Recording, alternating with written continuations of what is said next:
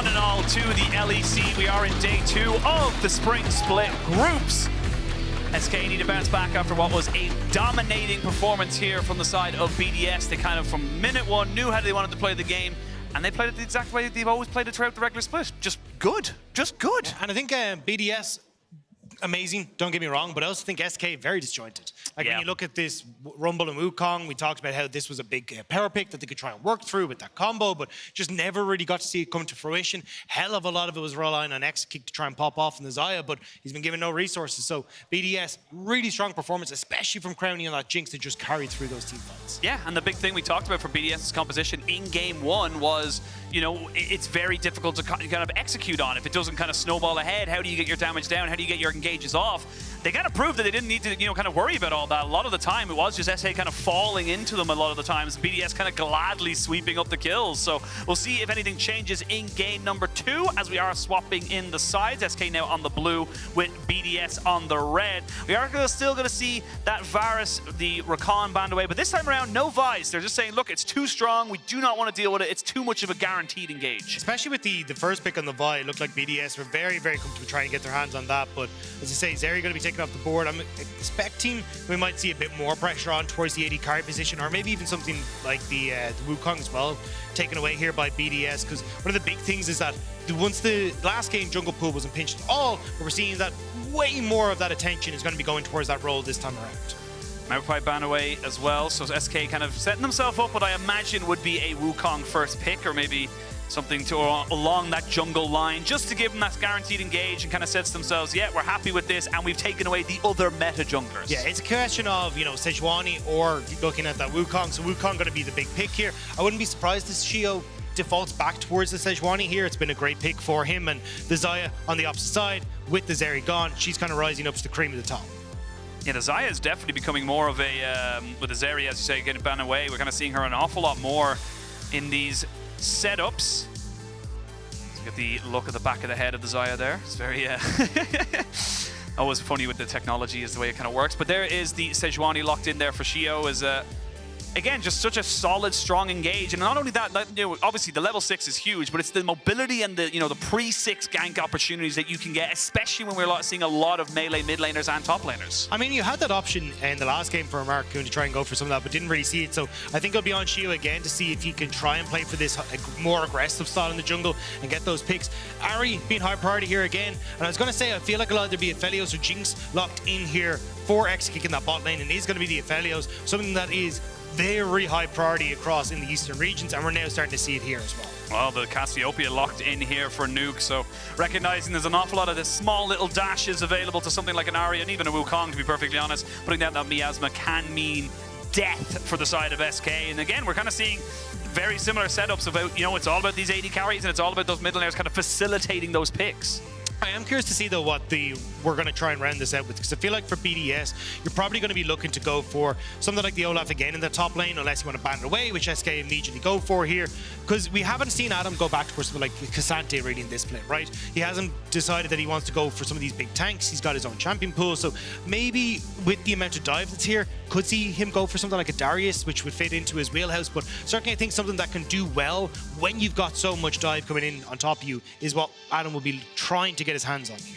And the cannon's kind of sneaking itself up into priority in that top lane. If you watch any of the LPL, it is a must ban on that red side. You have to get away from it. It will be first pick. But now we're seeing like the likes of LCK and of course the LEC now kind of having their groups back online.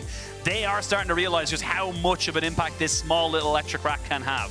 Yeah, it's been an absolute massive, but not going to be able to see it here. And now the question is, what do we try and round things out with? Labrov going to go back towards the Renata here. So BDS happy again to go towards this long-range kite back composition, or at least one that can answer for a lot of the pressure that's going to come through from SK. But I think you need to try and double down now as SK, try and get more of this engage through, or pivot completely and go for something like the Jax in the top lane for Irrelevant. He's looked very strong on that pick, has been kind of in his comfort house since even back in winter, and maybe you can try and play through side lanes and draw Adam away from the equation and see if you can win out there. Yeah, the Cassante and the Scion also available if they want to go towards those kind of full tank top laners. We'll see what they want to go for. The Gnar has snipped his way through, so that's going to be a blind Gnar. Gnar is very good, but can be, caught out in moments of weakness. I will say, though, I don't feel like it's really an opportunity here for Adam to bring out anything that can answer for it in a lot of ways.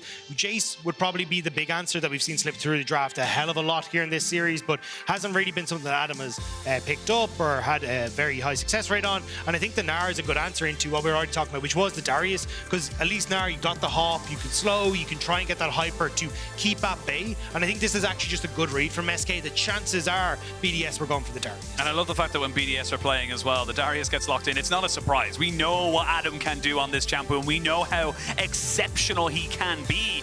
And this is something that, SK are going to have to be very, very, kind of up to scruff on, because if they are going to let this Darius kind of have his way, this could snowball away from them very, very quickly. It definitely feels, though, like you've kind of got two just big brawling teams, especially when you look SK, they want to dive, BDS, they want to absorb that pressure. With the Cassiopeia, with the Renata ult, with Darius just being able to spin his way to victory in those fights. And I think that's where I actually really like what BDS are bringing to the table. It feels like when it gets to those late game team fights, they are well prepared to deal with BDS in this relatively short range composition. Yeah, well, BDS won up in the series. Of course, loser is not out. They do drop down to the losers bracket, but you don't want to be starting off this early in that side of the equation. So, for the moment, it is going to be BDS kind of feeling the momentum again, kind of dragging that from the regular season. They took a week off and then are moving into groups looking so good and kind of proving a lot of people that, they deserve to be the #1 team. They deserve to be feared. And I'm excited to see exactly what they can do. Can BDS bring us across the finish line here in Game 2?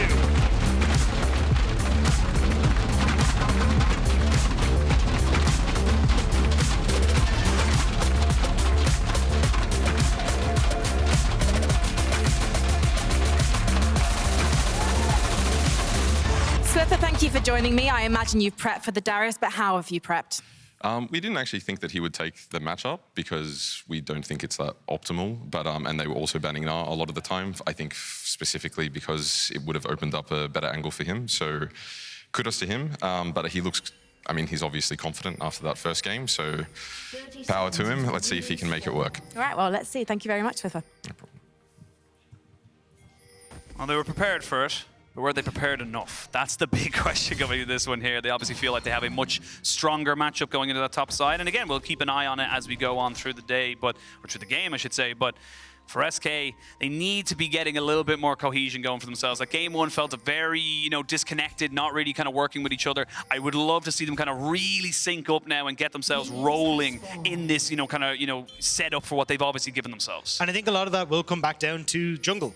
Can Markoon actually get impact in these lanes? We saw him be very quiet in the last one. I think when you've got something like the Ahri in the mid lane, you can play through that strong mid jungle, try and lean into side lanes, and it'll be on Sheo, who's been doing a fantastic job, honestly, for BDS to try and keep Markoon in control, and it has been the special of Sheo all split long.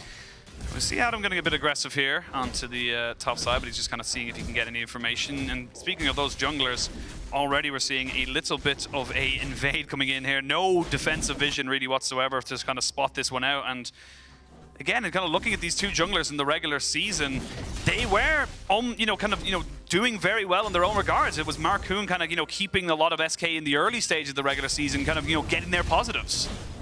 Well, we're gonna have to see if they can try and keep that up. I think the biggest problem for SK again is that we haven't actually seen them really been able to utilize a lot of their pushing lanes, trying to work with Markoon to actually look for invades or see if they can try and snowball some of these leads. And that's why an awful lot of the times we've been trying to see, hey, can they very quickly snowball out of control, or is it just a case that they're going to fall further and further behind? They're one of the teams with the with the lowest close percent, which means that none of their games essentially end up particularly close.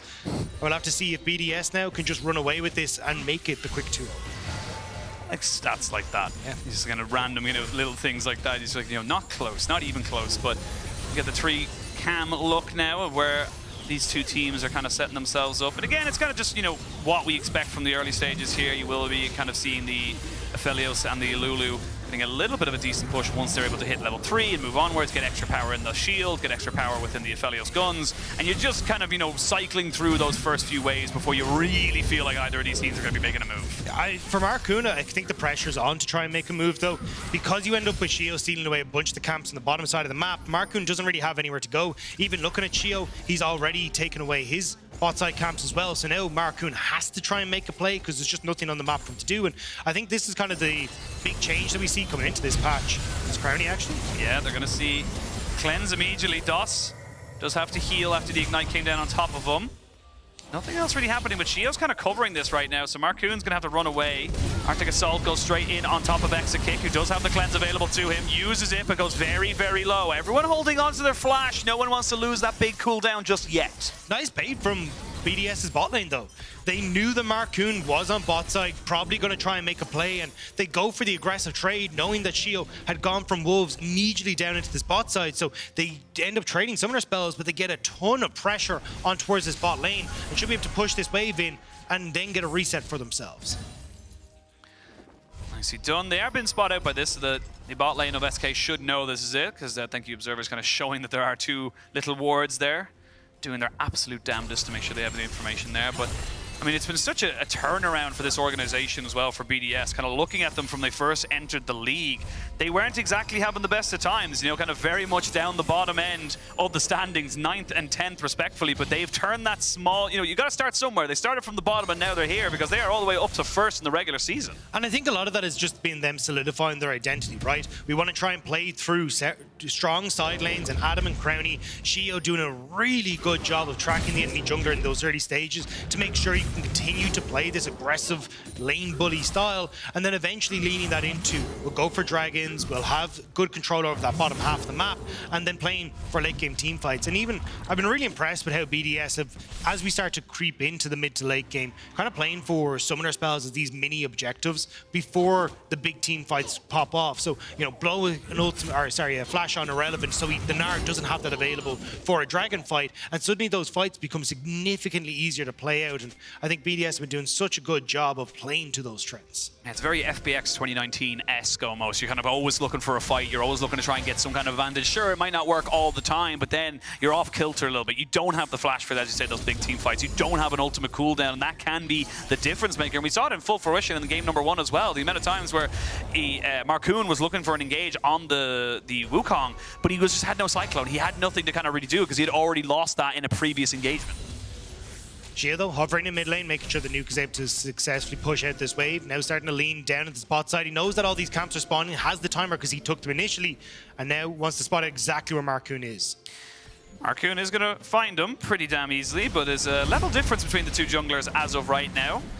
2 or so camps, and that's going to be Sheo just kind of bullying him out. And that's the big change we saw coming in with the 13.5 jungle changes, is that if you aren't able to get your camps, lane experience means absolutely nothing. You're getting about 37% less experience from just being on those lane minions. So like, big shout out to Freaka's breakdowns for being able to provide those numbers, but I think it's sick that you actually get to see it in action here as Sheo is making use of that counter jungling and putting Markoon behind as a result.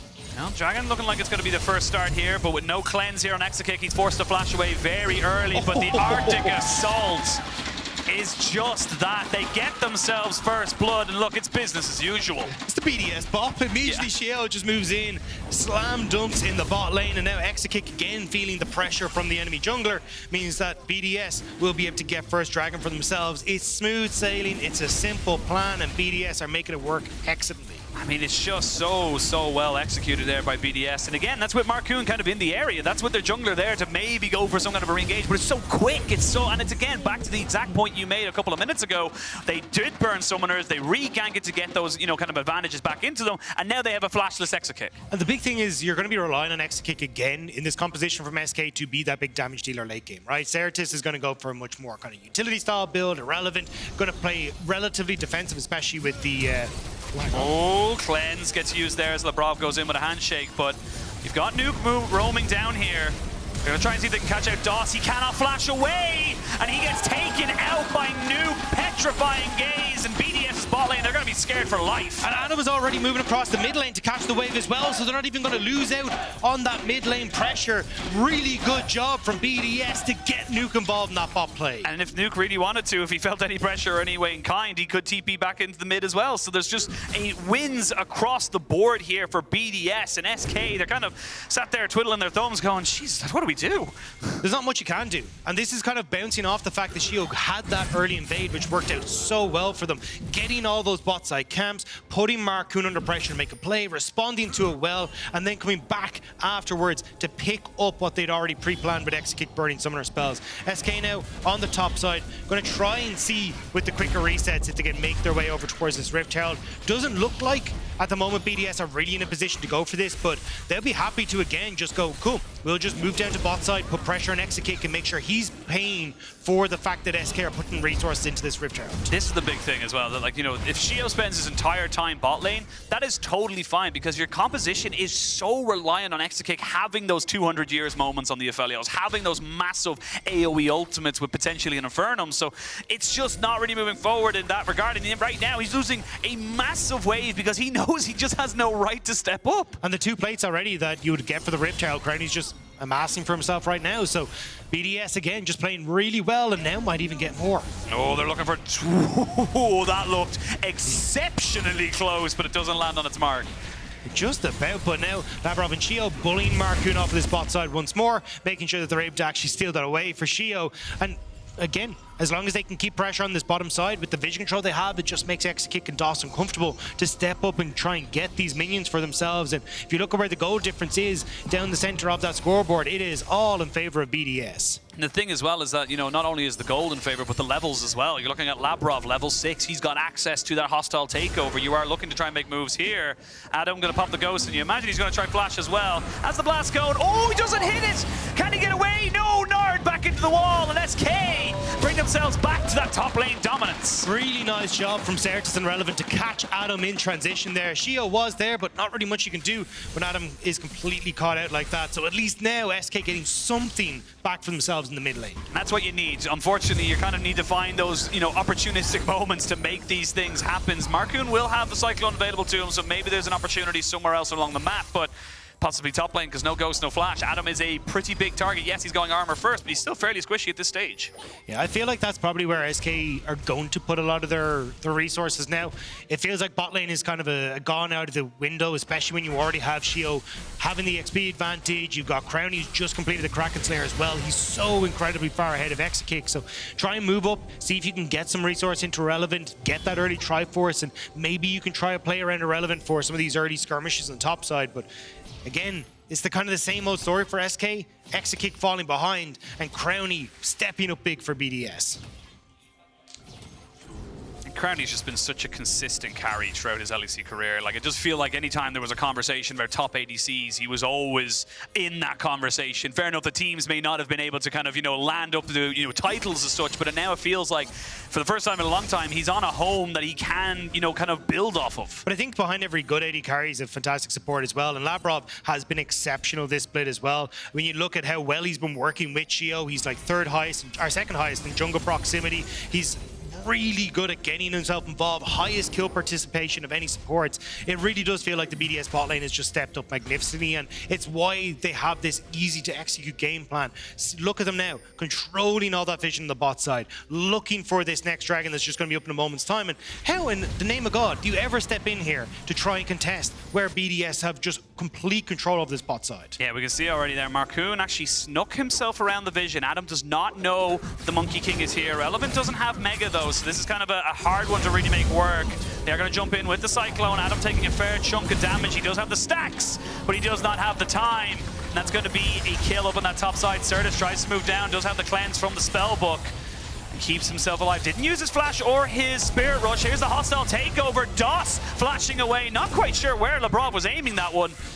And ends up all kind of just being a couple of ultimates shared, but here we go. We're going to see if they get themselves another little bit of a charm. Sheo trying to run away. There's going to be the ultimates there from Crownie and of course from Nuke. They're not quite able to get an Exakick. Still alive underneath the table, or excuse me, underneath the tower.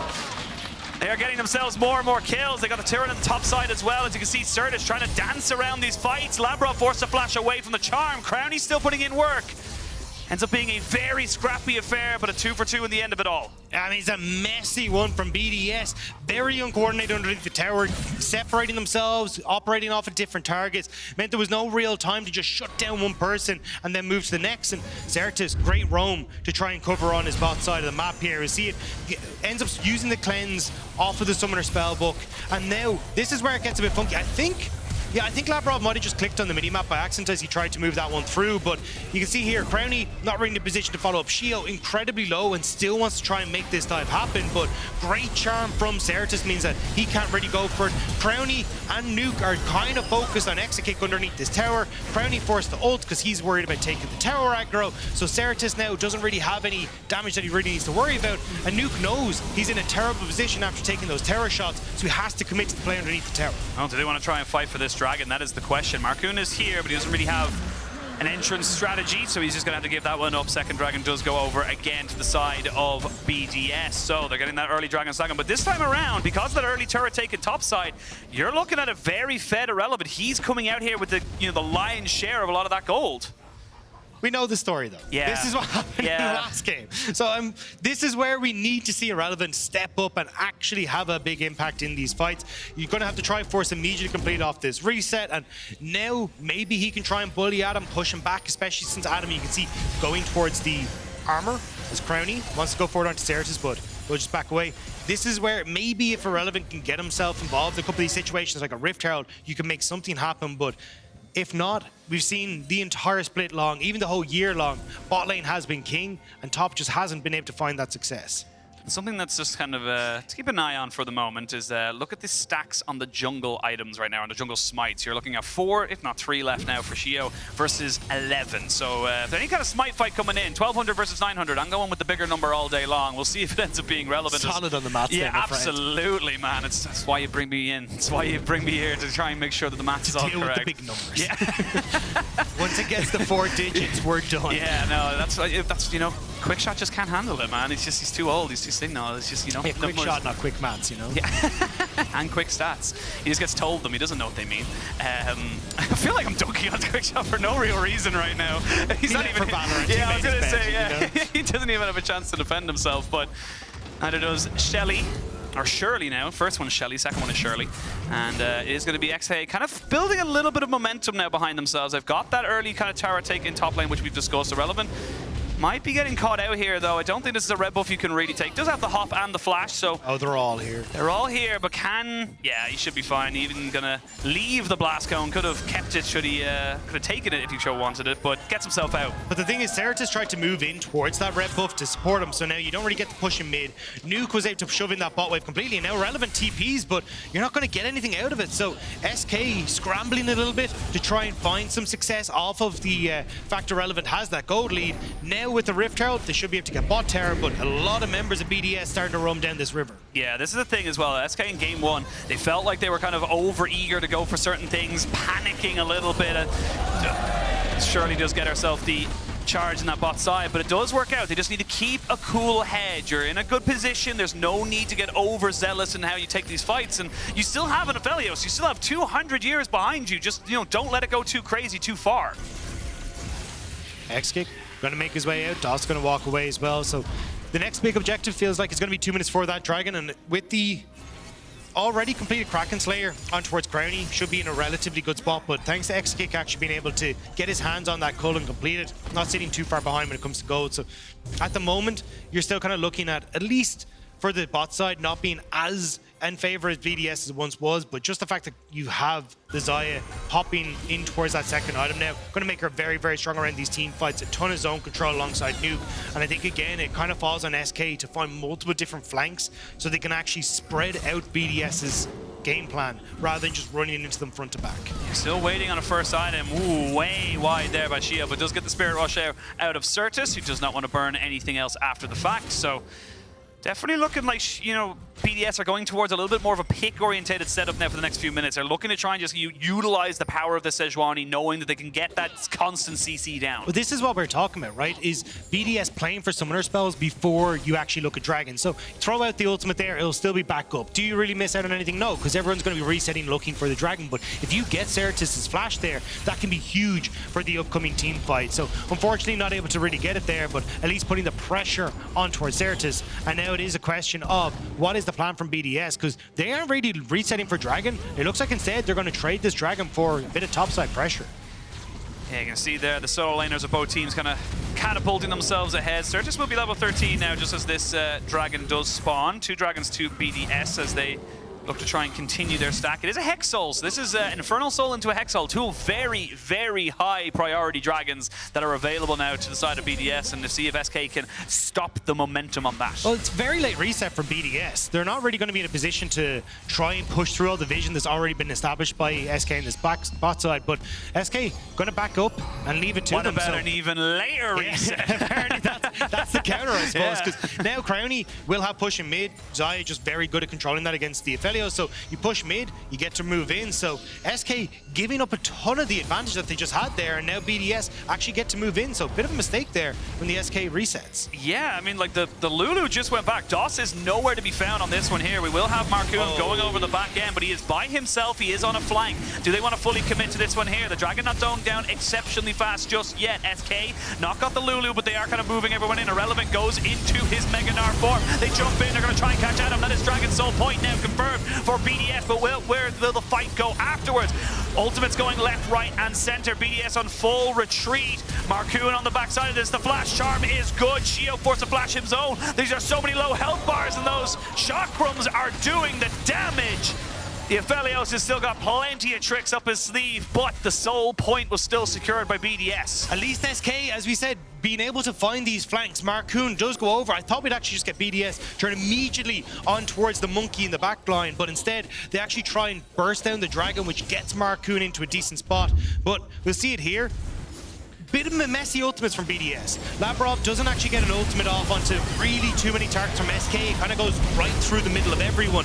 And then Sheo separated as well. BDS forced to run away. His Exakick, perfect guns for this. Even getting the ultimate into so many people there gives him a ton of chakrams with the shuffle forward and then the flash to make sure he can finish off Sheo. Bit of a messy one from BDS, but at least they still get away with the Dragon. Yeah, you can see there. Plenty of damage in from Exakick, and Nuke not doing too badly himself either, so SK definitely feeling a bit more momentum behind them. They are ahead in the gold difference. They are able to kind of take down this mid-tier one as well. 2,500 gold lead for them, but like I mentioned and like we just said there, it is still soul point. You will have to fight again in 3 minutes and 30 seconds. And that's the question now. Do BDS try and commit towards a Dragon play, or do they just go, right, we're just going to play for top lane tower. We're going to play for Dragon's control, and the Baron control instead. So I think you've got options here as BDS as to how you want to try and play this out, but always you got to keep in mind that this Aphelios is going to be stacking and racking as this game goes on. Infinity Edge should be completed by the time we look towards his next Dragon. He'll also be able to pick up things like a BT, which will make him a bit more tanky as he starts to try and move in towards these fights, especially because you have to try and pass through Nuke and Crownie and everyone else to actually get in to deal your damage in these fights. So the later this game goes, the more Exakick can step up to be that card we know. That's why Lulu is such an incredible pick with the Aphelios as well, because when you get the BT shield alongside a Lulu shield, it is like, I think it's like nearly like 600-700 of health in shielding basically at some points, and then the Wild Growth comes in as well, so got to be burning through quite a bit of that health bar there should Exakick ever find himself in any real danger, but BDS still feeling like they're got options available to them. 2 items onto Nuke. He's finished up stacking his Rod of Ages and, of course, the Seraph's Embrace. Even the Navori Quick Blades here for Crownie as well. So he's actually a little bit ahead in terms of the item completions. Maybe Markoon looks for a bit of a fight. They're going to get Labrov flashing away immediately because the Gravitum ultimate was primed and ready to set that one up. Yeah, still, though, that's 3 ultimates used by SK, so suddenly BDS being a lot more confident in this and might even honestly start to try and move in over towards this Baron. If you end up trying to push in here as SK, it's kind of terrifying when you've got so little engage. Irrelevant as well, not really close to that Gnar bar at the moment. here's the thing, Adam's gone full tank, really. He's not really looking to be like a Darius in the side lane who's going to be able to kind of 1v1 anybody. He's going for the team fight. He's got the Jack Sheo alongside, you know, a lot more armor as well. So, will Irrelevant walk forward? Ooh, he hopped out of that axe. Just about managing to escape. I was about to say the blue scrying orb actually just popped up for Exakick to be able to spot out if Baron was started. So surprised to see Irrelevant try and face check that, but does mean he's able to still get away. So BDS now not really getting much for the amount that SK had actually invested towards that play, and SK will be able to move in and start to clear out that vision once more. We'll wait. Minute 20 until the next dragon spawns. That would be sold for BDS, and that's where we expect everyone to kind of be corralling themselves in. Good to note as well that everyone will have their flash available for that except for Labrov. So if Labrov does not have himself in a good position, he can be bursted down very, very quickly. BDS happy to kind of just soak up a lot of these different minion waves, get themselves ready for what was going to be the impending fight. I feel like your big thing that you have to look at again is like, are SK in positions to flank? And at the moment with Markoon already moving in, he should be in a pretty good spot to try and see if he can be that flanker once more, cause issues for Crownie and nuking that back line, and just buy space and opportunities for Exakick to get into a position to deal damage. But again, we're kind of looking at BDS not really going towards the dragon. They're like, hey, look, we want you to come into us. We want you to have to fight front to back. So we're going to threaten Baron instead of actually worrying about if yous are going to be able to take this dragon. Well, TP going to be coming in from Nuke, and actually a TP from Sertuss as he pushed out that top wave, so that's in a bit of a equal state. Bot lane looks like it might be pushing in favor of SK. We'll have to see where the minions go. But BDS have kind of said, look, we got 3 dragons. We don't need this dragon right now. We can set up shop here around this Baron, and they have total vision control right now. And for SK, they're going in blind. Charm does land on the Sheo, he's just going to walk away, but again, it's a case of SK trying to see if they can bait BDS away from this position. Mid-prio is so important. Oh, they land the ultimate, they put down Sertuss into a stasis because he's got the miasma as well. There's a good hostile takeover to kind of reset. The feathers fly and they cut down Exakick. He had no way of reacting, the damage was insane. Crownie with great position on the feathers, even managing to move across with the Gale Force to get it. Now Adam goes! Adam gets in, gets himself two movements for his trouble. They're going to have Irrelevant use his Mega Gnar on the backside of this, but everyone is disengaging because that is a mini Gnar. He is just a child in a battlefield and he doesn't belong. There was no flank, there was no chance for SK. BDS Sheo though, just about able to get out of there. I mean, Sertuss has nowhere to go, and you're in the miasma, and that is why the Cassiopeia was banned in game number 1. And that's why Grounded is a very fair and fun time to be part of. BDS now will get the soul for themselves. They will get the fight. They will even up this game with the gold and a fantastic position. And again, we were just saying, look, as long as BDS are able to fight the front to back, they're in a much better position. Ult immediately on towards the backline onto Sertuss. Markoon feels like he has to go in, but Berserk moves through onto 2 members and buys space for Crownie to immediately shut down Exakick. And with that damage gone, there's not really much in the tank left for SK. It's so unfortunate. You can see Exakick with the chakrons built up. He just forgot about the feathers. He forgot where they were, and he thought he maybe found an opportunity to go in and be aggressive, but unfortunately was very much punished for it. And now SK find themselves in a bit where they have to go for this. They're looking for plays as a 4-man, but I don't know if they're going to be able to go for it. Actually, as a 3-man, as Exakick finally gets himself something. They get a 4-man knock up here with the Cyclone. Markoon trying to see if he can maybe delay a little bit longer. There's going to be a good charm on the Sheo, but Irrelevant's not mega right now. The flash over with the hostile takeover is decent, and it separates everybody out. Double kill coming in from Crownie. And it does feel like we're at desperation stations here for SK. BDS are in total control. The timing window was so good for BDS. There was no ultimate on Exakick. He was counting down the seconds, holding the Infernum gun, saying, please, buy me time before I can get the big AoE. But BDS wrap up the fight before he gets a chance, and they move over to take the Baron. You'll see it here. This is just really nice play again from BDS. Labrov, great CC onto Irrelevant, pulls him in, but look at the ultimate on Exakick. It's so close to coming up in this fight, and he's trying to buy time with the Infernum, but choke points are perfect spots for BDS, especially for Crownie, especially for Labrov, and the entire time he's just safely behind his front line until Labrov makes the play that sets up for the game-winning play. And absolutely, I see Exakick has a flash at the end there, because if he wasn't out of that hostile takeover, he probably would have done the damage for them. It would have just ended it so much quicker, and there, in the damage graph in that last fight is just telling you the story of this game. Crownie heads and above his counterpart in this particular setup. And I just, again, it's kind of, you know, harking back to, you know, our BDS truly the #1 team in the regular split. They, you know, were, you know, best of ones are always a hard metric to kind of come into it, but they've come into this best of 3 with a plan. They've executed very cleanly, and they haven't panicked. And now BDS are getting to reap the rewards, pushing in on bot side. SK trying to see if they can find answers on the top end, but BDS won't be stopped. Going to continue to put the push forward, and even in you're looking in the mid lane, potential for a dive onto Exakick here, but they're just going to go for the inhibitor tower instead. Yep, you'll be able to trade this one back. I will say, Irrelevant should be able to get himself the turret here as well, as Adam has not even attempted to move towards him there, but so it's actually not that bad of a trade, if I'm being totally honest, for SK. This is a good moment for them to kind of get a little bit of gold back from those gold bounties. They're not a million miles behind. If they can get that inhibitor, it would have been fantastic, but going straight into Mega Gnar with Nuke coming, definitely not the position you want to be in there as Irrelevant. No, going to see them catch out. Cleanse gets used, but he does get himself away. The feathers do fly, they bring it back, and Doss is dead. Crownie is just styling on them right now. He wants this series over and done with before he can even get to dinner. The TP coming in here for Nuke, going to immediately set up for another tower to be taken here by BDS. Markoon forced out on top side means he's not here, and there's no defense that SK can really mount. Oh, SK, you got to pray to whatever god you think is fair. Because right now, there is no fairness in the world. There is just results, and BDS are looking for the 2-0, a clean one and a decisive one at that. The crowd know what they want. This could be the final fight. The miasma goes down. Irrelevant doesn't even get to go mega. He will stay a child. Double kill for Nuke. Exakick hasn't got the right guns. The Nexus turrets are falling. BDS cementing themselves in the LEC as one of the teams to beat, as they will smack down on SK. They chose you for a reason, because they knew they could get the result they wanted. And they chose for SK to move down into that lower bracket. Fantastic stuff from BDS. Clean from start to finish. Control in the bot side for Crownie both games in this series, and it just really felt like SK never really had the chance of a look in. I mean, that's the big thing, is that like SK found semi-decent opportunities. I think there was a lot more, it was a lot better from SK in game 2 than it was in game 1. But what impressed me so much from BDS is that they didn't panic. There was no desperation. There was no, okay, I'm going to go for a Hail Mary here and hope to pray that we can come back in this, because they never felt that big pressure.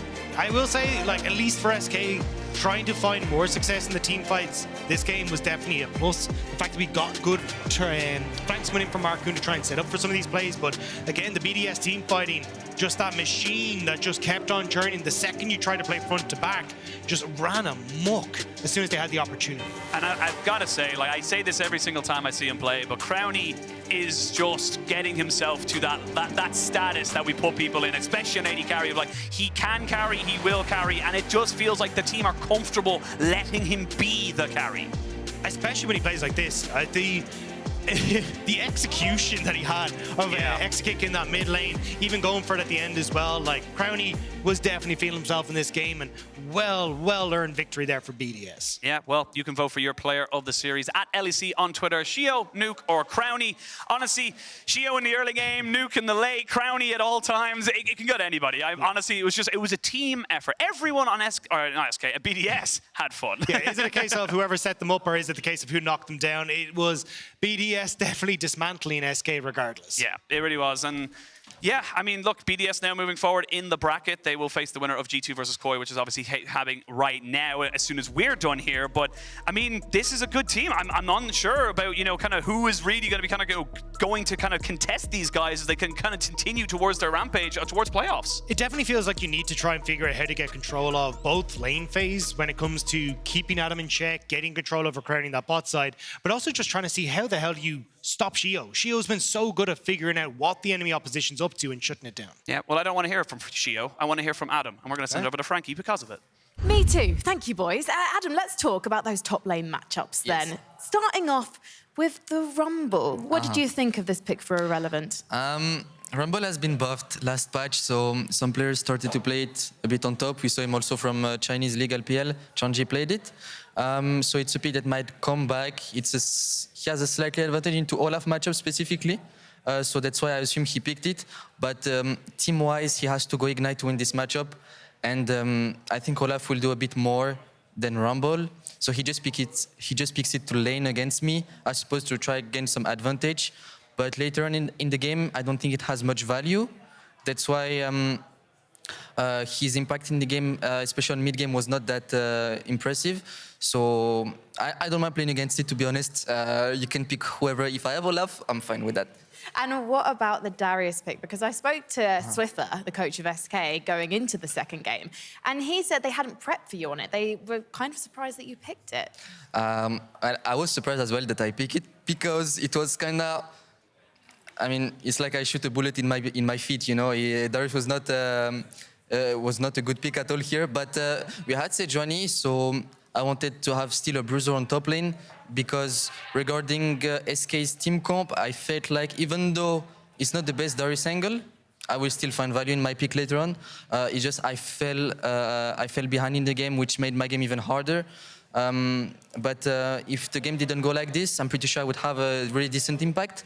It was unfortunate in the end, but my bot lane made sure, you know, like my team carried me kind of this best of. So I'm really happy that I get to play with them right now. Well, I mean, the BDS bread and butter seems to be the split. You do your thing up top. Yes. The teams have to focus on you. Meanwhile, Crownie, he's farming. He's That's doing true. fine. That's true. I mean, I think we're a team it's really hard to understand us on what we really want to do clearly in the game because we can basically play whatever we want. We can play wherever we want as well. We can decide to play topside for one game just suddenly like this, or we can also decide to play through mid or through bot. I mean, we can kind of do whatever we want. So it's a really great advantage from us as well. My picks makes the thing harder, especially for enemy team, because they know, oh, he has Olaf, Darius set, you know, like those kind of picks that usually people are not prepared against it because not a lot of players play them. So I think we're in control of what we're doing right now. So I'm pretty happy, I guess. Adam, what do you want, though? Who do you want to play that we haven't seen yet? What do I want? Yeah. I mean, right now I would like to go to MSI. I think it's a pretty realistic dream for the moment. So until we lose, I will still believe in it. And I hope we make it. Je crois. I believe. Thank you so much for talking to me, Adam. And also, I kind of want to see you guys go to MSI so I get to see what outfits you don for the walk-on. That's true. We are going to head to a short break, but up next, we're going to be finding out who BDS will be playing tomorrow. Is it going to be G2 or Koi?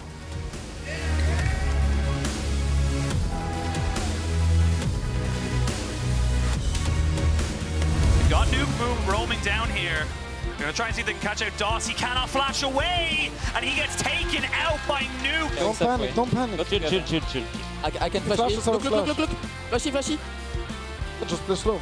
Play slow, please. Wukong on W. Lulu is 1 HP. Lulu 1 HP. Go, Lulu died. Go, Yeah, Lulu died. Full and send me.